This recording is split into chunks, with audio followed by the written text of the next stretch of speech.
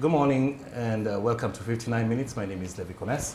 Dr. EKURU AUKOT is here and we are here to talk about 2022, the campaigns and why he is still running for president. Karibu Daktari, glad to have you. Asante sana Levi, and first of all, before we finish, thanks so much for the book. I'm looking forward to reading it. That could be my weekend read, so that I can get to know the real Levi Kones and the confessions you have made in this book.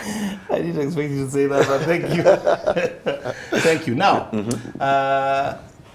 candidates who are independent or running on what is perceived to be smaller parties are having a difficult time actually getting themselves on the ballot, getting cleared by IEBC. Yeah. Why is it so? Because first of all, if you look at the definition of Kenyan politics for the longest time, it's been defined around individuals. So the so-called big names, big personalities from big tribes, who can even infringe the law, flout the law, flout election rules, but nobody will touch them. So Kenyan politics is defined around those so-called big personalities. In other words, there's actually state capture, elite and state capture of the country by certain individuals, which is why today they will do all the awful things they do, like, for example, Raila swearing himself in 2018, which was really an affront to the Constitution of Kenya, and against Article 3, sub-Article 2. That alone should have disqualified him from running for any public office, because it was treasonable what he did. He did not participate in the election, the repeat election, but still went ahead and swore himself, and that's against Article 3. Look at Ruto and even Raila and Uhuru. The way they have handled themselves before even IEBC announces the official election time, they have used state resources to campaign, which is really against the Electoral Code of Conduct, against the Election Act. So, and this, I think, has also intimidated the independent offices. Like, for example, we wrote a complaint as Thirdway Alliance Kenya to point out the fact that, Raila, Ruto, and Uhuru are abusing state resources in early campaigns. They have converted, for example, State House into party political offices. And it's even not very clear today where is actually Ruto. Is he a member of UDA or is he a member of Jubilee? Because you cannot be a member of two political parties at the same time. And if you wanted to be a member of another political party, you actually resign. So this hasn't happened.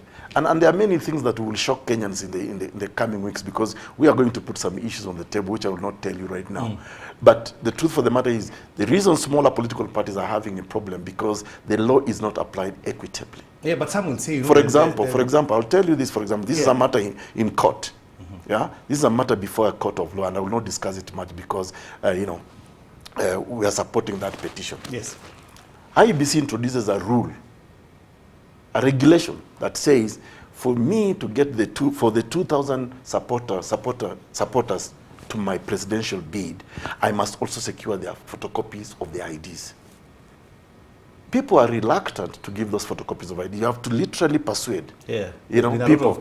And right now, I don't know whether you have seen the stories of how there is now swim swap.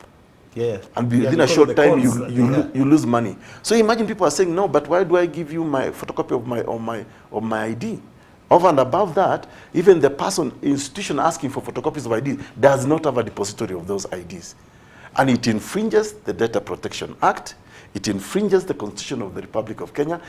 But so the small political parties are frustrated. They are actually literally going, and people are telling you, pay 500. But you've not seen the Naruto publicly collect those signatures. You've not seen the Raila, and they're comfortable. Meaning the state, in a way, has given them access to your details. So these rules is making it difficult for people to participate in a democracy freely. And because the definition of politics in Kenya is Uhuru Kenyatta choosing for us who the successor are, William Ruto, Raila Odinga, Kalonzo Musyoka. I mean, look at the mediocrity around, for example, the Kalonzo Musyoka campaign. He says, for him to go back to Azimio, he must be given 4 ministries. Ndio afanyie nini hizo 4 ministries? Apeleke kwake nyumbani. See, ministries are supposed to serve the people of Kenya.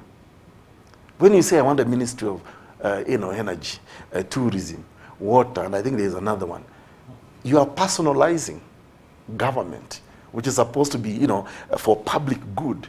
So some of us are running in this race to try and offset the dominant political narrative in this country. Yeah, but as you're doing that, people are asking themselves, you know, there's a lot of people who have stood for presidency.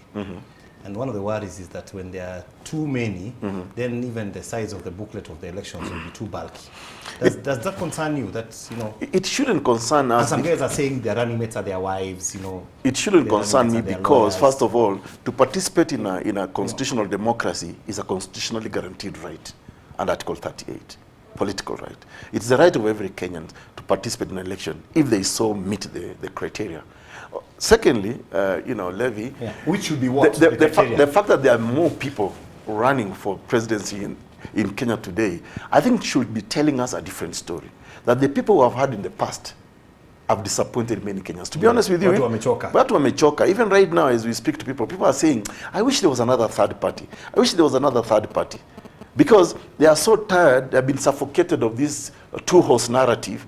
Yet, like I said in your show, you know, earlier, before, if you deconstruct these political parties and these coalitions, you find individuals.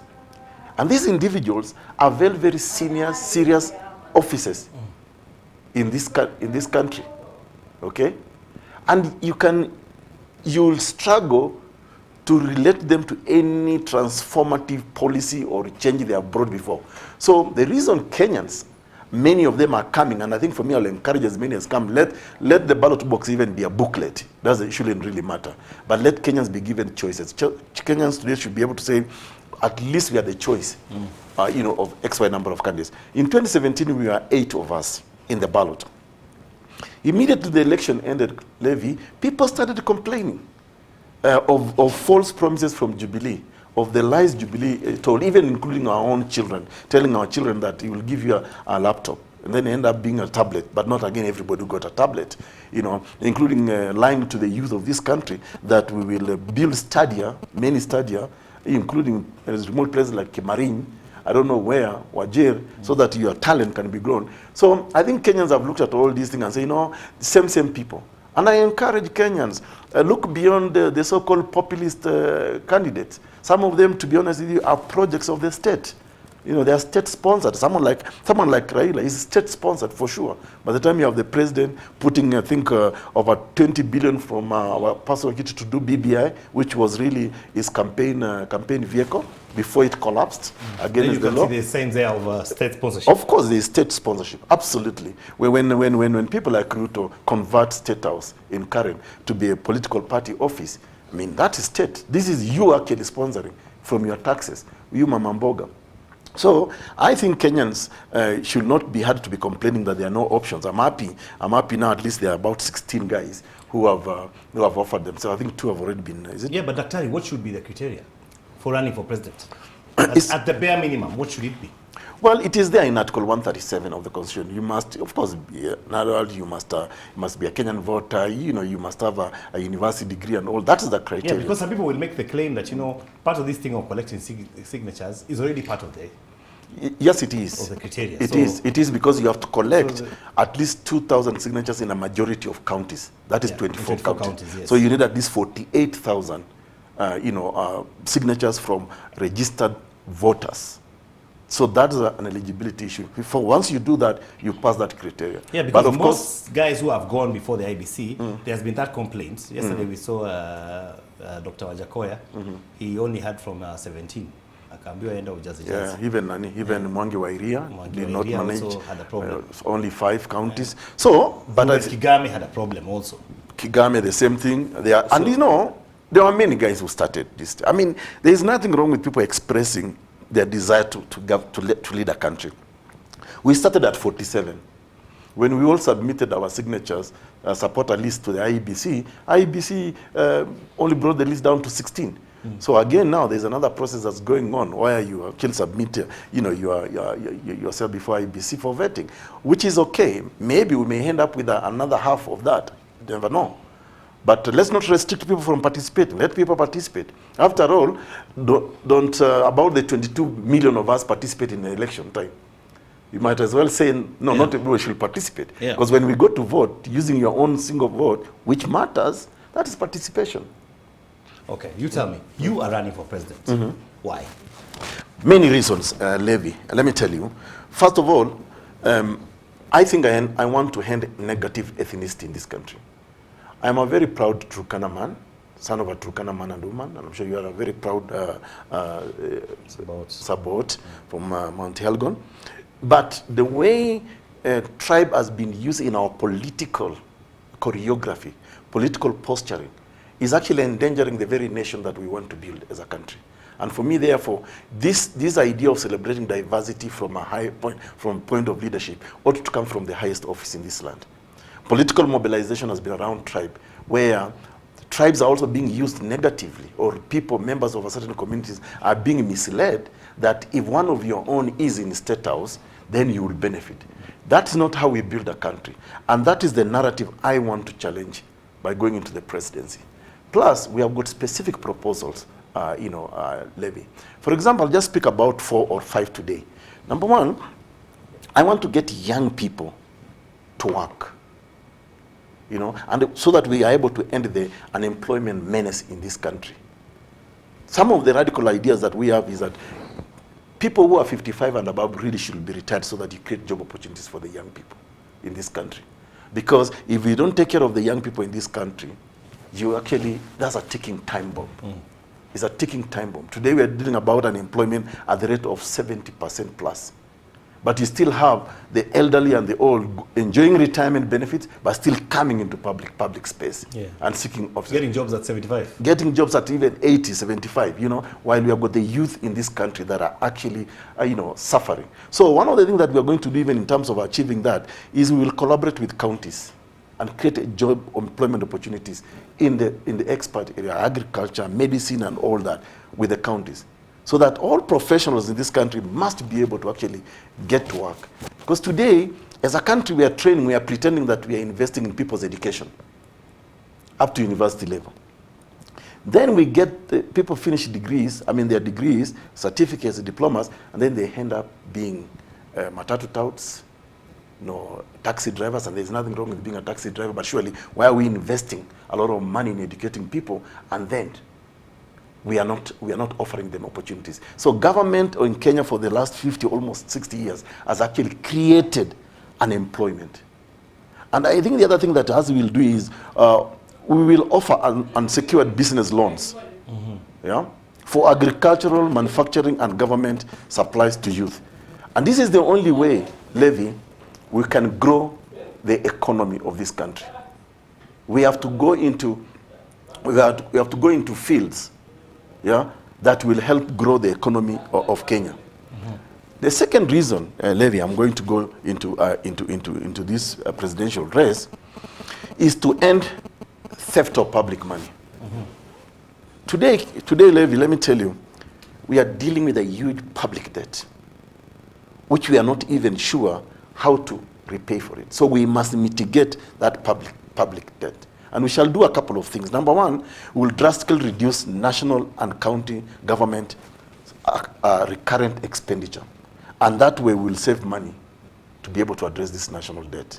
Number two, we will launch a public inquiry into the stealing of public proceeds going back to 2013, recover the lost funds, and apply the same in debt repayment.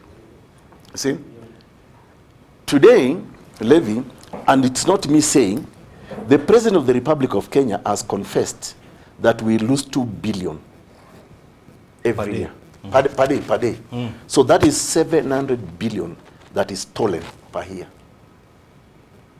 Can you imagine the President of the Republic of Kenya saying, I know how people lose money, and you're doing nothing about it? You control the intelligence, the police, even the army, the air force, and everything.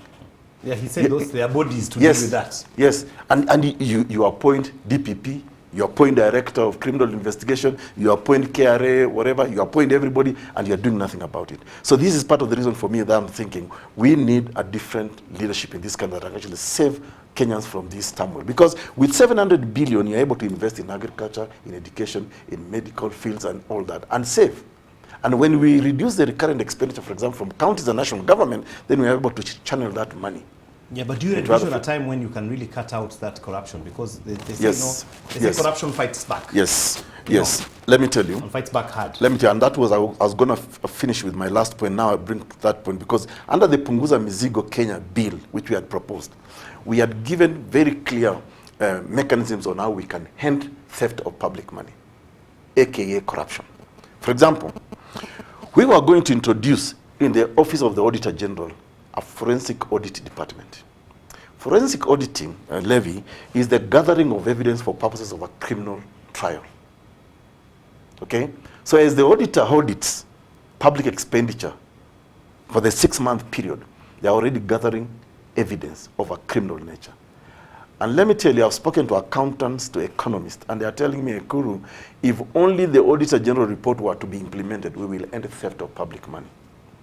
And we will save Kenyans billions of Kenyans, including the 700 billion that President Uhuru says is being stolen daily, annually. Yes. Yeah? So we'll save that money, but we need mechanism. Number two, we had said to address theft of public money, there is no reason why, after the auditor has made findings, that you, Levy, said you will build a hospital here, a school, but today we cannot see evidence of that school, we cannot see evidence of that hospital. You're literally a thief. You have stolen. And what we are proposing Punguza Mizigo, which is actually our manifesto, our plan to fix this country, is that within 5 days of that report being released, it goes straight to DCI, to DPP and DCI. And DPP, based on the forensic audit findings, will then prefer charges against you, Levy, or whoever it is, you governor, you member of parliament, you MCA. And then we have also said, under the same mechanism, we're now going to give courts of law a timelines within which to try corruption cases, because theft of public money, Levy, is more like mass murder. When you steal money, for example, when people stole money for KEMSA, from KEMSA, the billions of KEMSA, do you know how many people they affected in the hospital beds? You yourself, you've gone through a lot when you conquered cancer, and you appreciated how it is important for us to have medical care, and therefore money being channeled to hospitals. Today we are fundraising every day for people to just go through chemotherapy here at Kenyatta Hospital and other hospitals. Cancer has become... Which is really sad. It is very sad. Government is doing nothing during the pandemic, but people still stole money, including condoms. You know? So, Levy, what you are saying is this: if we put all those mechanisms in place, we will end theft of public money. Yeah, we'll clean up society. And we had also said in that proposal, Levy, if you are implicated or adversely mentioned in any inquiry relating to theft of public money and resources, you should be barred from running for public office. That is the only way we can clean up this country. We can clean up theft of public resources. And let me tell you, I'm going into this election with those proposals. Education, Levy, is the other reason why I'm going to this election. You are talking to me, son of a Turkana nomad from Kapedo, because of the education. Okay? Education has equalized us. That's why a Saboti and a Turkana can sit here on a national TV, international TV, and actually discuss matters, politics, discuss the country. So it is possible to make education in this country free up to college level, or at least up to even, high school, but then guarantee loans to get through college, to university, to go to university. So that is one of the reasons why, for me, I will definitely go into this election. Yeah, but you see, Dr. You ran in 2017. You had, after that, you've been very active with the Punguza Mizigo bill. It really went around and caught on quite well. Yeah. And you're running again. Does it discourage you that our voting bloc is still, obsessed with certain individuals and certain political... Let me tell you what discourages me. I think I love the people of Kenya. I love this country. Yes, there are challenges around the voters when they are duped to think that unless one of our own is a president, then we will benefit. That's a lie.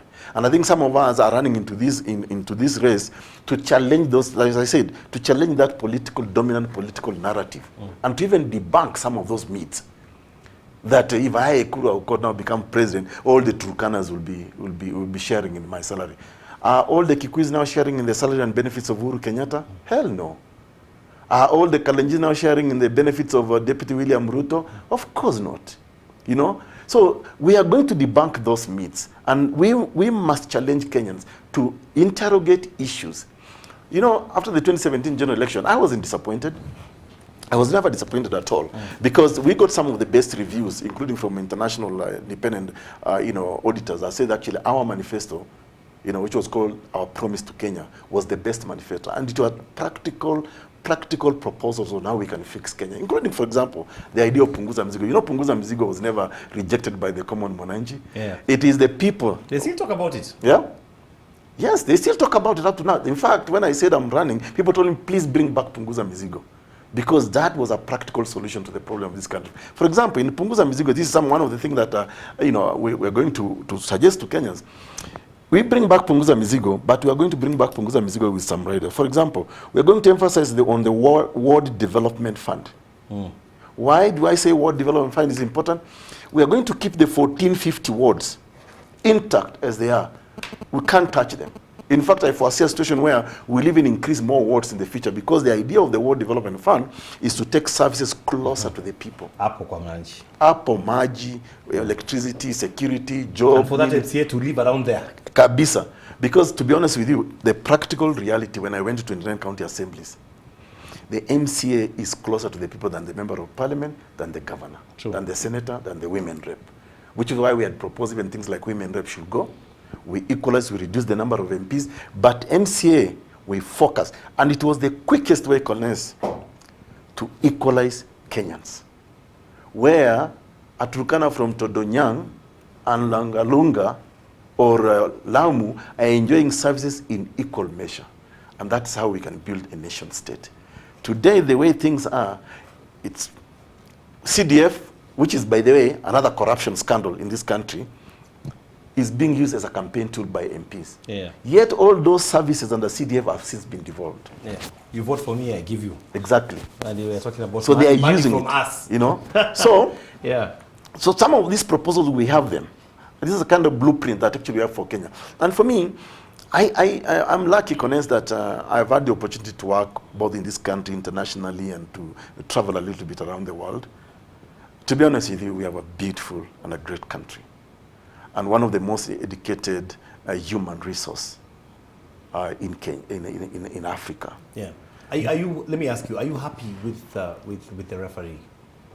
With IEBC themselves. Are you happy? Because to be honest with you, because I wonder that we are 70-something days to an election, and we don't know how many of us actually registered. That's some of the disappointing things about IEBC. And we have questioned IEBC. We have asked IEBC, can you account since August 26, no, October 26, 2017, what else have you done in between for these 4 years after the election ended? The law says there must be continuous, actually this is the constitution, there must be continuous registration of voters, must be continuous civic education. Can IEBC today actually tell Kenyans, account to Kenyans, that they have done so? That is what they have done. Even the register we only here is 22 million. I know Kenyan diaspora have not been registered, yet the constitution is absolutely clear that the Kenyan diaspora must vote. Why can't we even examples from other countries, like say America, where they even send advanced ballot? Why can't we make our embassies polling stations so that Kenyans can go and vote in those embassies? So this is all what IEBC ought to do. And of course, like I also said to you earlier, I've seen the way IEBC is scared of the so-called big names, even when they flout the constitution. IEBC today, as expected, will have summoned Raila Amolo Odinga, William Ruto, and others who started early campaign using state resources, and which we pointed out against the Electoral Code of Conduct, against the Elections Act, against its own IEBC. These guys are infringing about 3 sets of rules, and the Constitution, of course, of Kenya. But IEBC does nothing to it. You are appearing before IEBC on Sunday. Yes, I'm appearing before IEBC. Are these things you're telling them? We've told them in writing. And for me, given another chance, I will remind them. I'll tell them, please follow the law, because the way you are behaving is like you've already favored certain candidates. They have already given some candidate undue advantage. And people, people keep on saying, Levy, and this is also the thing now that takes us back to the Kenyan psyche. Why do Kenyans say that, some people have come late into this race? Come on. First of all, the timelines for election. The official campaign time was May 29th. Exactly. This is when people are being cleared. Actually, the day before, and you see, the day before yesterday. And this is where Kenyans go wrong, in my view. Yeah. They are making election a matter of life and death. It should not be. I don't eat politics. I'm still a practicing advocate, lawyer, and this is how I put food on the table. This is how I pay school fees for my children. If I don't work, Levy, my own house will collapse. Yeah. I will not be able to. So ukijaribu urais umejaribu, ukiingiana sawa. Sawa. But we should not make it in kama it's a matter of life and death, because some of these people, they have not been working. For example, I saw the other day, and this one of the things. Okay, and one of the things that I'm going to put in this political campaign is I'm going to remind Kenyans of the lies they have been told from 2013 up to 2017 by the same people right now who are in government. So I will also be telling Kenyans, be careful. Interrogate some of these individuals. Don't make it like it's a matter of life and death for you. You know, because it's Kenyans who have made politicking like a livelihood.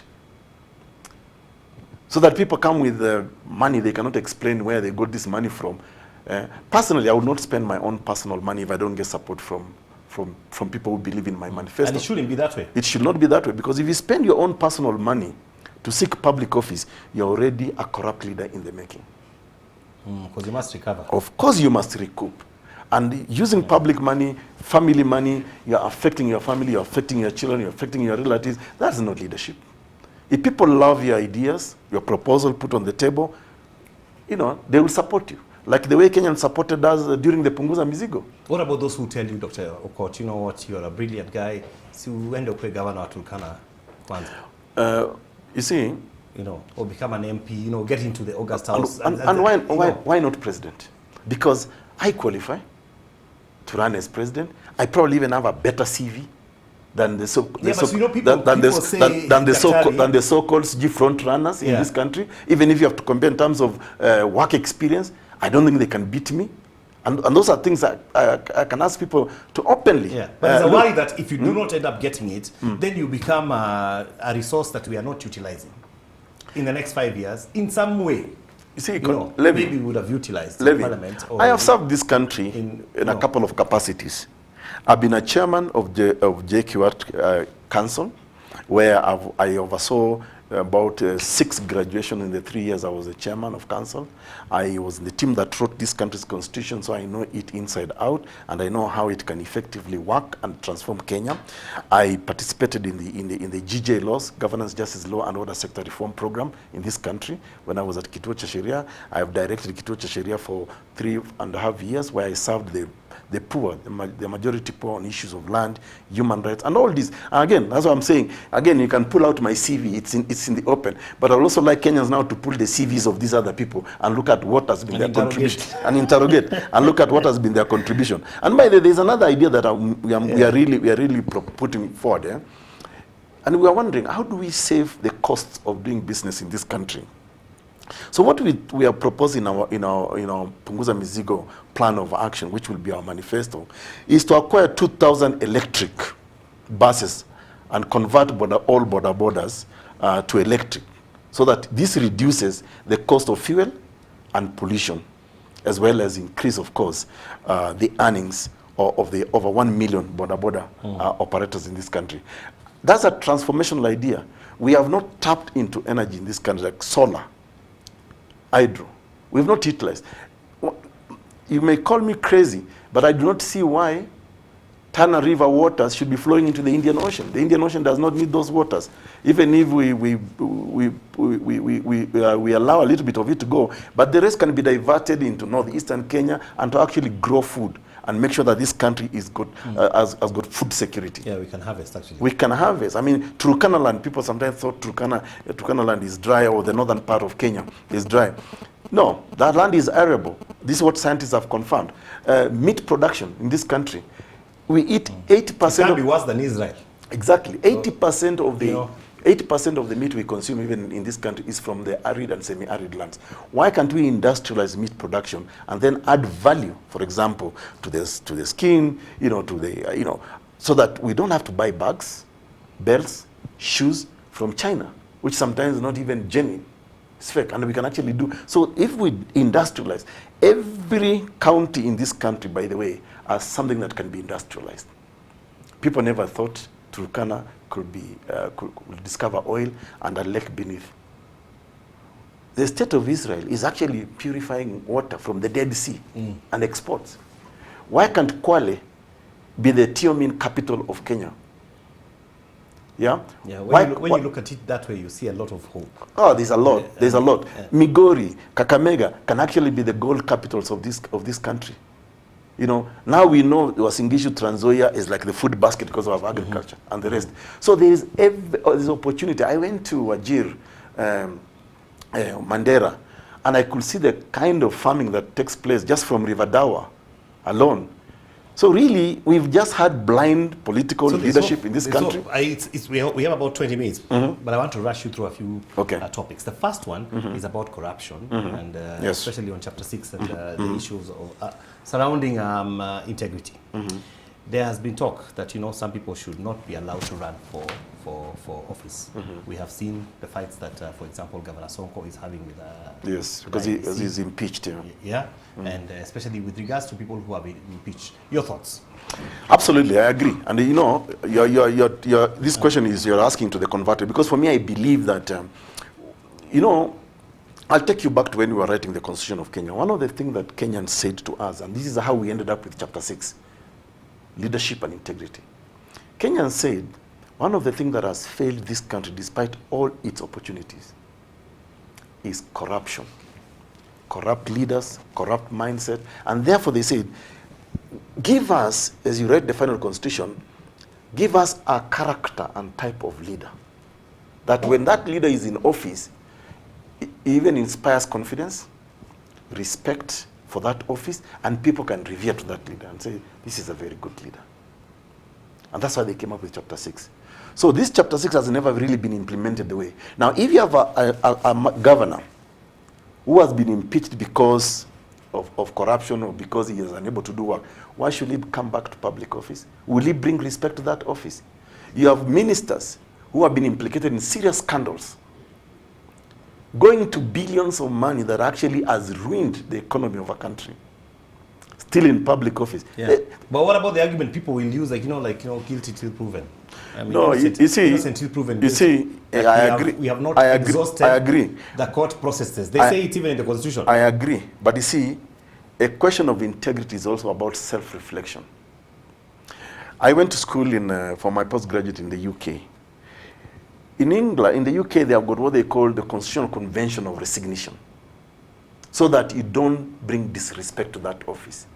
When you have got a lot of mud, there's aspersions on you. Unajipima mwenyewe. Unajipima mwenyewe, unasema hapana, I want to respect this office because it's a public office. Since I have got all this, and there's absolutely nothing wrong with you going to clear your name. Now come back. But you cannot clear your name while still serving that office when you've got a lot of mud and a lot of scandals around you. That's not respecting that office. So self-respecting also means I, as EKURU or AUKOT or CONES, once I know I'm implicated in this, it's important for me that I clear my name first and foremost, than take that mud into the public office. That's what integrity is all about. Integrity is not about hiding behind, legal principles that you're innocent until proven guilty. But there is a doubt about you. For example, is it doubtful, if you read the Auditor General report, that all ministries and departments of government, including county governments, are actually thieves in equal measure? That's not doubtful. The auditor report shows that the billions and billions of money is not accounted for. And this is what we had proposed in Punguza Mizigo. How do we clean up the system? Because that's the question that Kenyans must ask. Kenyans also now have a responsibility during the election time to look into those, ministers, governors who have resigned, who cannot account, and don't vote them. Don't vote them. I don't understand why Kenyans should be voting for someone like William Ruto. I don't.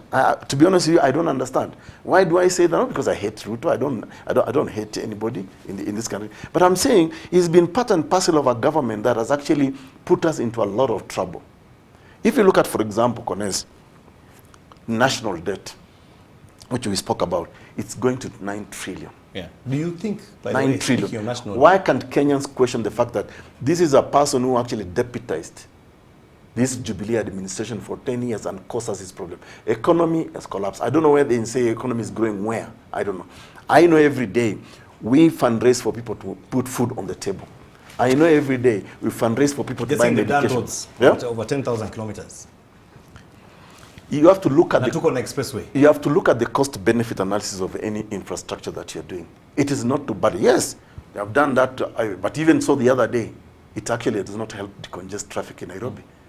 You saw what happened. I saw what happened. Yes. It's only 27 kilometers at a cost of 88 billion, plus another, is it 17 billion, plus another 6 billion to rehabilitate the whole road. So 117 billion for 27.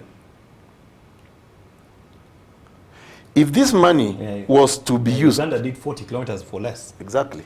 If this money was to be used, for example, to expand, say, the feeder roads, you know, so that then you can increase the movement of goods and, you know, commodities, then you are building an economy. Yeah, if the loan from China, which was wasted in the SGR, was to be used wisely, such that, you know, this is what some of the things will educate Kenyans when you go to the campaign, the real campaign trail. You see the meter gauge railway and the SGR. You know what the difference is, Connors? It's only width. And Kenya Railway owns the largest parcels of land in this country. So we did not need to spend about 300 billion to do a new... We could have followed. We could have just expanded. And the Muzungus, when they left this country, had actually left a very good railway infrastructure. So all we needed is just to expand or modernize those ones with a very little cost. In fact, the cost at that time was 60 billion. Yeah, we wouldn't have had to buy land 60 billion from anyone. We didn't have to borrow. We could have afforded it ourselves. But look where they have put us. So my appeal to Kenyans, as we go into this election, interrogate everyone who is offering themselves, including EKURU AUKOT. Interrogate me. Ask me hard questions. How will you fix this country? But also ask those who have had the opportunity. How will they do it? How will they do it? What miracle? For example, look, you know, I was telling you some of the lies that Kenyans actually need to consider. You know, when you talk about this country, you even sweat. Because the problems are too many. So, unasikia tu joto. Unasikia tu joto. We are tumbo ya wapi kila. So, for example, Kones. Yeah. There is one of the presidential candidates or aspirants for now who claims that when he gets into power, he will ensure that poor Kenyan families will get 6,000 every month. Yes. Inawezekana, he says. Total balderdash. Complete nonsense. He doesn't tell us where will the source of this money come from. Today, we have got very, very poor family. 6,000 is an administrative or even a policy, you know, directive. And the same person is admitting that I've been a government advisor for since 2018, following the handshake. Okay? So are you saying today your advice is worthless until you become president? Yet you are also a project of the current president who has actually let down Kenyans. They lie that, we'll make sure that we'll give help loaners a 6-month moratorium. That's a lie. Pure lie. So again, we will tell Kenyans, interrogate these lies. And interrogate the people who are telling those lies. Yeah. Including, for example, these so-called coalitions. You may want to ask, what went wrong with NASA? Why did they have to collapse it to become Azimio la Umoja? I think Azimio la Umoja. Kenya. Na one Kenya. Kenya kwanza. Azimio la Umoja Kenya. No, Azimio la you see, la Umoja, one Kenya. One Kenya. I can't believe it's a tongue twister. Yes, you see, and the others is Kenya Kwanza. The other is Kenya Kwanza. They have all had, and of course, and one of the things that Kenyans, I hope Kenyans really can interrogate these individuals. You know, I'm finding it so strange that today, that Martha Karua and Raila Odinga actually are working together. Not a while ago, Martha Karua was saying he shares nothing, not principles, not politics with Raila Odinga. She should have retired with Kibaki. Mudavadi, on the other hand, was really saying all the nasty things about William Ruto. So at the end of the day... They found common ground, they'll tell you. Yeah, and that common ground is about their own personal interest. Just like President Uhuru Kenyatta want to continue as president through the back door by supporting Raila Odinga. And for me, Levi, me, I'm not afraid. We will tell Kenyans all these things. It's up to Kenyans to make their own decision. Do you think tomorrow is Madaraka Day? Yes. The last one for the Uruto government. I believe it's even their last, public holiday, so to speak. Do you think that, and I know the president will give us a scorecard of what he has done. Some time ago, we as journalists asked him to give us a breakdown of how much we owe China for. He refused. For the STR. He said he would give. No, he will not. He will but not. We did not see it. He will not do that because they hand over. They should just tell us exactly where we stand with loans. To be honest with you, if we had honest leadership, honest people, even as a leader, you must start by your own honesty as a person, your own integrity. They should tell the country, this is the hole we are in. This is how much. And this one, some of us are going to this. If Kenyans listen to us keenly and we get into this office as president, we'll definitely have to renegotiate these debts. We'll have to make some... Would you tell us publicly where we are? I definitely will. Because it's not my debt, it's not my power, it's not a secret. Why should it be a secret? Why should it be a secret? We know, for example, what countries like Japan, America owe as public debt. Why is it secret in Kenya that we don't know? And by the way, did you know that some of these loans are actually concluded illegally? Because a national debt or an agreement ought to be debated in public, in parliament. And parliament as the representatives of the people, holding a government into account, and legislators ought to actually debate. You've seen what happens in democracy like America. The president, even as the most powerful man in the world, for him to secure a certain amount of money to spend, for example, one of the ones that is so common for them is the infrastructural, bill. It is debated by two houses, the Congress and the Senate. The House of Reps and the Senate. So they debate it. They look at the implication. They even agree sometimes whether they are got on the extreme side of politics, whether there's Republicans and Democrats. When it comes to common interest of the country called America, they cross party lines. Cross-party lines, and they agree, and they vote alongside either Democrats or whatever, regardless of who is the president. But you come to Kenya, coalitions. Coalitions are about personal interest. Look at Kalonzo Musyoka. He is not even, some of these characters are very laughable, Kones. As a lawyer, I cannot go to sign an agreement if I don't walk away with my copy. I asked that question, by the way, to one of their guys. I said, really? They said, oh, waliweka vitu zingine. Kuna. Ilikuwa haraka. If I said sign up, these are basic. These are basic things. Even a year one law students or even a clerical clerk will know. Normally, you will have several copies. Everybody on a sign yake. I keep my copy. How can you, as a lawyer, even describing yourself as senior counsel, say that I did not see the agreement? Yeah, and that you signed without reading. Like I keep saying, I think when it comes to Kenyan politics, witchcraft is real. I want to ask you, just to tell us about one other issue disturbing people on the ground, is the issue of governors running for Senate. What do you think about it?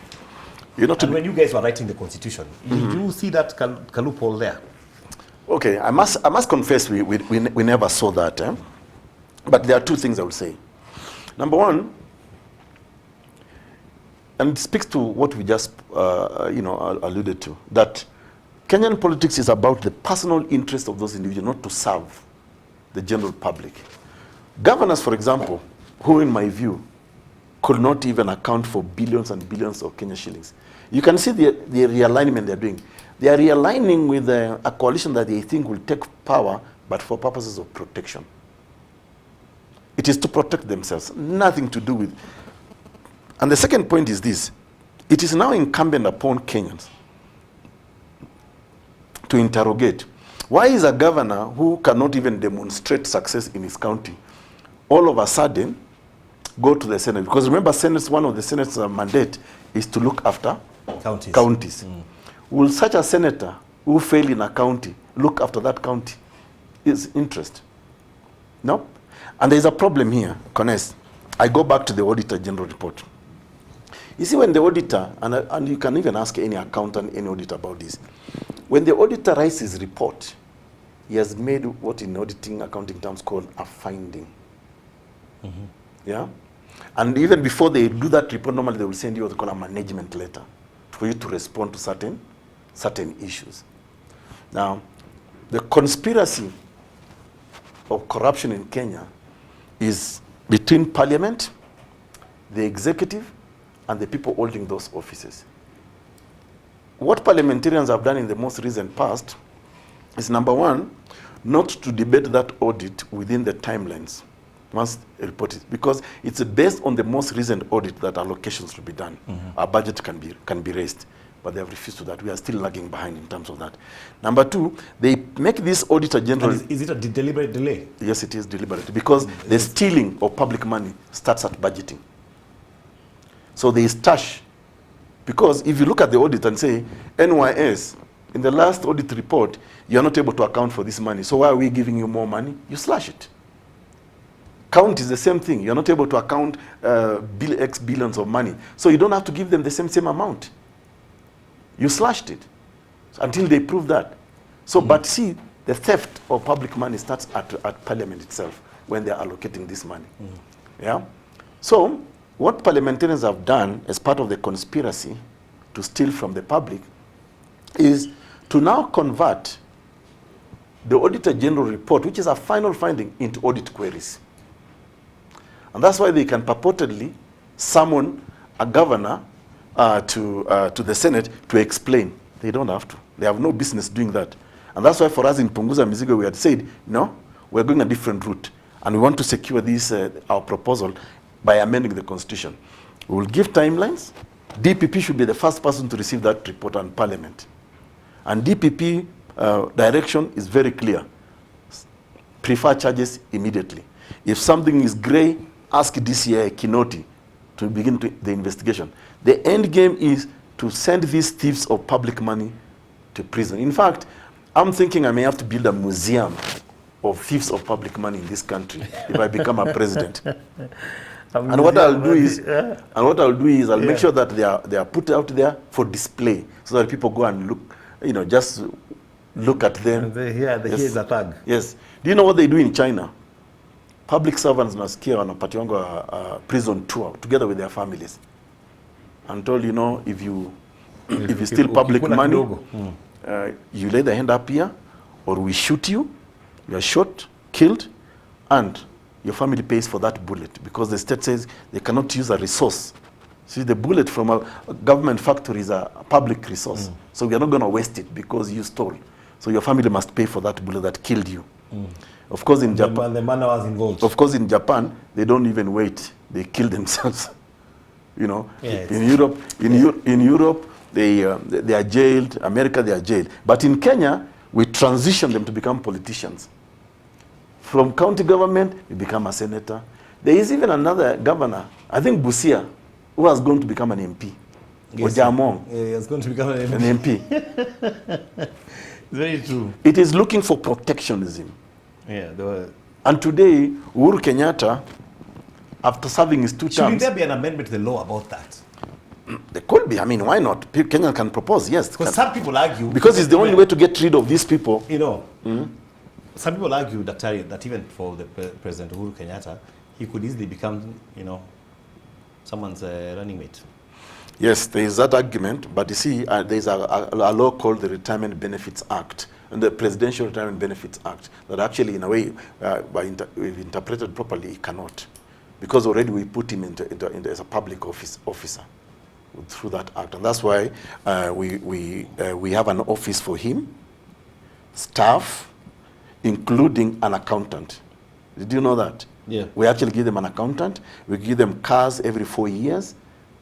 When we give them an accountant, it's for them to look at the public money that he's enjoying, the remuneration that he gets, not to go and plant flowers as an accountant in this office.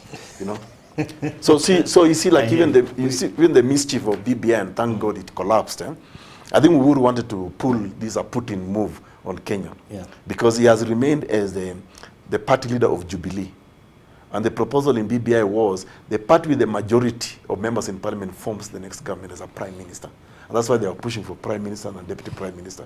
So Uhuru did not want to return. He could have come back. He could have easily come back. But thanks to the... But you also said that, you know, the Right Honorable Raila Odinga in that Retirement Benefit Act should also have not stood. Yes, Raila doesn't qualify, in my view. To be honest with you, this is a matter before court. Raila doesn't qualify to run for public office as a president or even to be appointed as a deputy president. Kalonzo Musyoka doesn't. Musalia Mudavadi doesn't because they are taken care of under the RBA. But let me not discuss it because this is a matter that's active in court and I'm directly involved in it. Yeah. You know, so I will not discuss. But let me give you your final. But those are the facts anyway. Yeah. They cannot run. They are public officers actually. So final. And if Chebukati were really to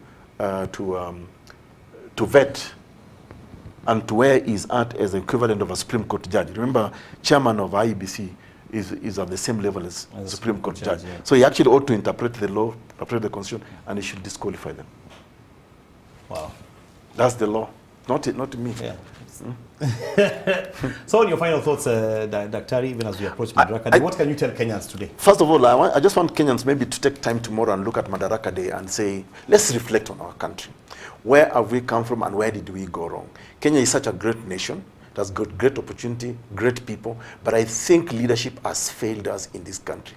We really have no business being described as a developing or a poor country because we are not poor. We have got everything it takes for us to be a developed nation and to create job opportunities for everyone. 2017, Kenyans made a decision. We are now living with the consequences of that decision. So we have another opportunity in August the 9th, 2022 to make a turning point and say, no, I think we can try a new leadership. And personally, subject to IEBC clearing me on Sunday, I'll be coming around to ask you for your votes, but we'll also be having a conversation about Kenya. Not the person of me, not my interest, but about how we can make this country a better country for everyone in equal measure. Yeah. Well, thank you, Dr. I appreciate you coming.